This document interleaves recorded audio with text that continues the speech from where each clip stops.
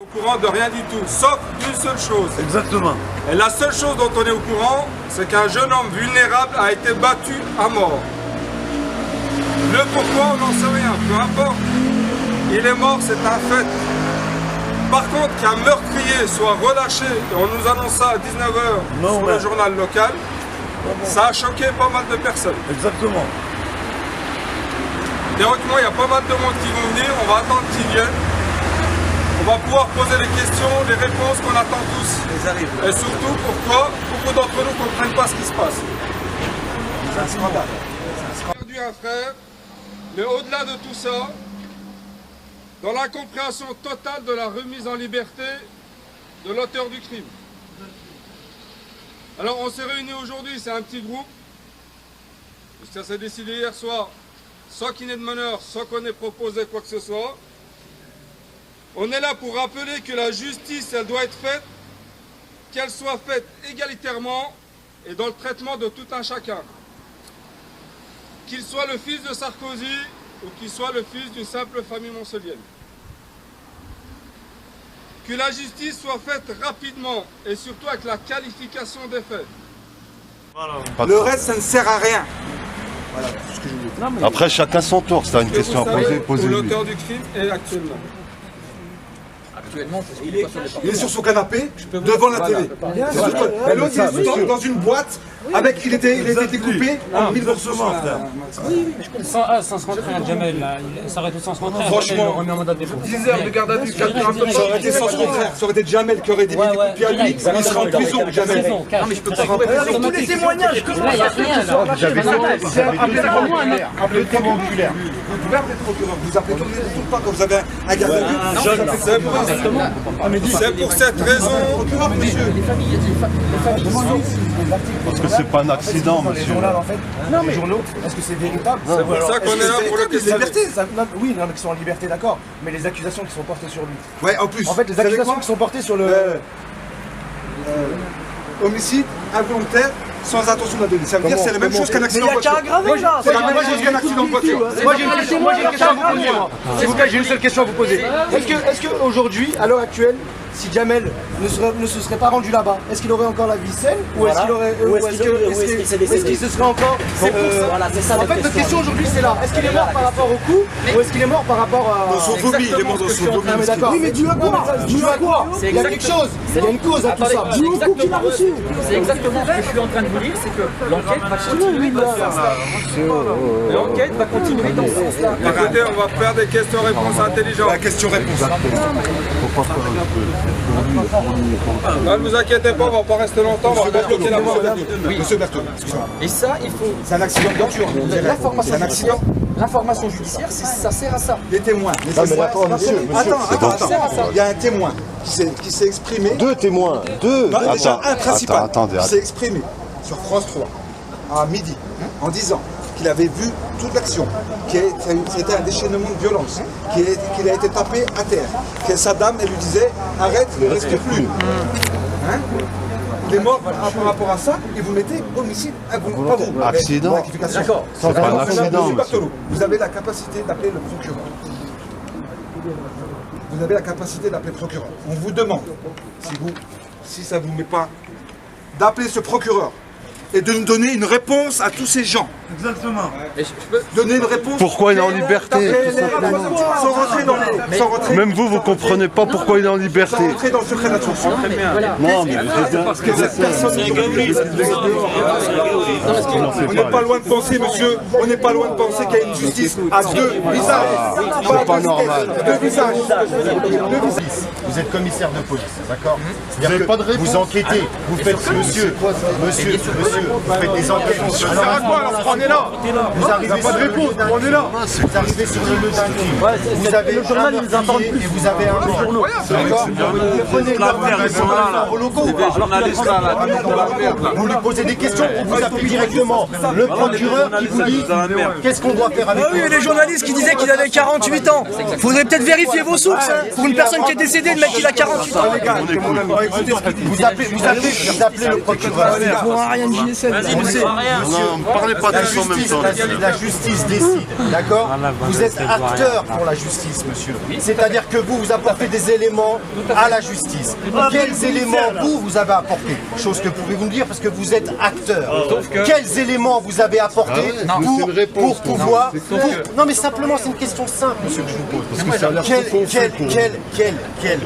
Quelle chose avez-vous apporté au procureur pour qu'il soit motivé de... Mais si, il y a une partie de ça. Pour qu'il soit motivé et dire voilà, le profil de cet assassin, on va employer les mots qui sont des forts, cet assassin.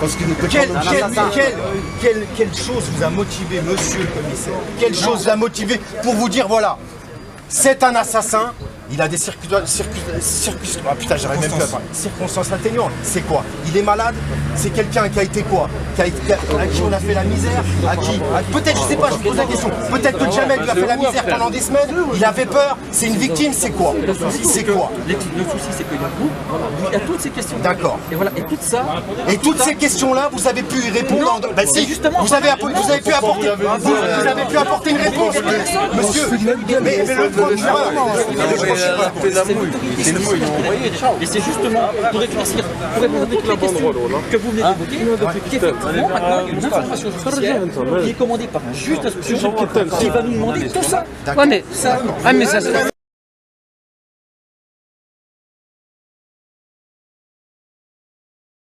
Donc, il est OK pour parler. Bon, par contre, je pense à monsieur. Ouais, moi je l'ai dit aussi. Okay. Bah, deux personnes. Non, non.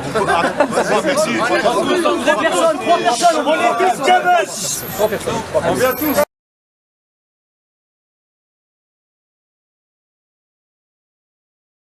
Parce que lui, le procureur, a requalifié en fait la possibilité de la mise en détention du présumé assassin. Ok. Ça c'est par rapport à ça. C'était un crime. Au jour d'aujourd'hui. C'était un crime. Ce que je peux vous dire, c'est qu'on le sait tous comment ça se passe. Au niveau de la justice, c'est des délais qui sont très longs. Le procureur nous a donné un délai maximum de 15 jours. Ça peut être dans 3 jours. Écoutez ce que je vais dire. Ça peut être 3 jours, ça peut être 4 jours, ça peut être une semaine. Il a dit 15 jours d'accord maximum. C'est 15 jours maximum pour pouvoir, oui ou non, attention, je viens être précis là-dessus, oui ou non, mettre cette personne en détention. Alors maintenant, moi je pose juste une... Oui ou non, puisqu'au jour d'aujourd'hui, il est en liberté. On est d'accord ou pas? Il est en liberté. Donc dans un délai de 15 jours, on aura une réponse à notre question de savoir si oui ou non, il rentre en détention ou pas. Ça c'est la première chose. La deuxième chose, et là je m'adresse à vous les journalistes là, vous tous les journalistes, vous avez un pouvoir que nous on n'a pas. C'est-à-dire que nous, en faisant un peu le forcing, en criant un peu fort, le commissaire nous a laissé monter, nous a laissé parler au procureur. Vous en tant que journaliste, vous avez une mission à remplir, c'est la suivante, c'est de demander un communiqué au juge d'instruction pour qu'il explique clairement les motivations qui l'ont poussé à mettre cette personne en liberté. Et ça, je vous regarde tous les journalistes là. Ça, c'est à vous de le faire. Peu importe. Tous ceux qui ont un micro, un appareil photo, ça c'est à vous de le faire. C'est pas à nous de le faire. Ça, c'est votre mission. Vous devez nous apporter ces réponses-là. Voilà, informer tout ce que vous pouvez informer, mais allez chercher ces réponses-là auprès d'un communiqué, auprès du juge d'instruction. Voilà. Autre chose, très important. La famille avec Mehdi, on l'a eu en communication.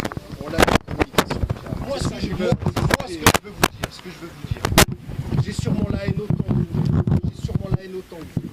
Pourquoi ? Je vais vous dire pourquoi.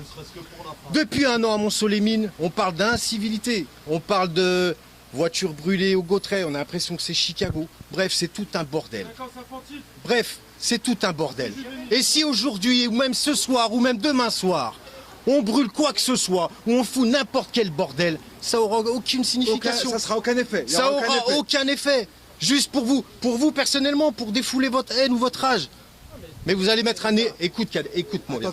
Vous allez mettre à néant tout le travail que nous on va porter. Vous allez le mettre à néant. Je vous demande juste, je ne vais pas vous faire un appel au calme, je ne suis pas votre grand frère, je ne suis pas votre père, d'accord? Je vous demande juste ça, juste cette chose-là. S'il vous plaît, On a 15 jours à attendre, ok?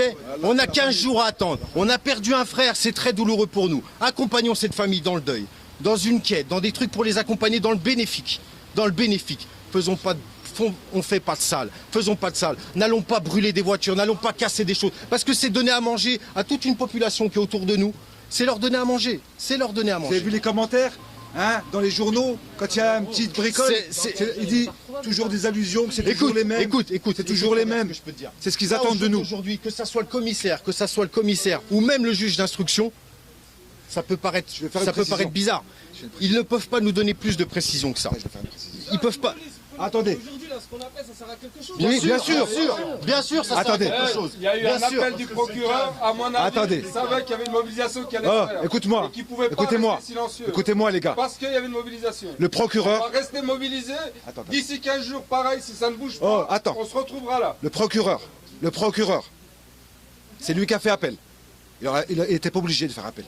Il a fait appel. Il a estimé qu'il n'était pas normal qu'il soit dehors. Lui-même. C'est pas nous, c'est lui. En plus, je vais vous dire une chose. Écoutez-moi les gars. Je vais vous faire 2-3 précisions. Le temps de la justice, c'est pas notre temps. C'est des procédures. C'est des procédures, c'est comme ça. Pourquoi? Avec une avis de procédure, la personne elle sort. Toute la procédure elle tombe à néant. Premièrement. Deuxièmement, le procureur a qualifié ça de crime. Et lui-même. Il nous l'a dit. Lui-même. C'est un crime. C'est le juge d'instruction qui a décidé qu'il sortait, c'est pas le proc. C'est le juge d'instruction. Le juge d'instruction, on connaît comment ils sont. Ils envoient passer tous les jours des crimes. Troisièmement, et ça c'est vraiment un point important pour moi, je vous répète, je vais le répéter encore une fois. Ouais mais c'est moi qui apporte garantie. On est tous là. Pour la famille, on va se mettre en stand-by pendant 15 jours. Et dans 15 jours, s'il est libéré, s'il est encore libre, on revient. Et je vous donnerai, je dirai plus un mot.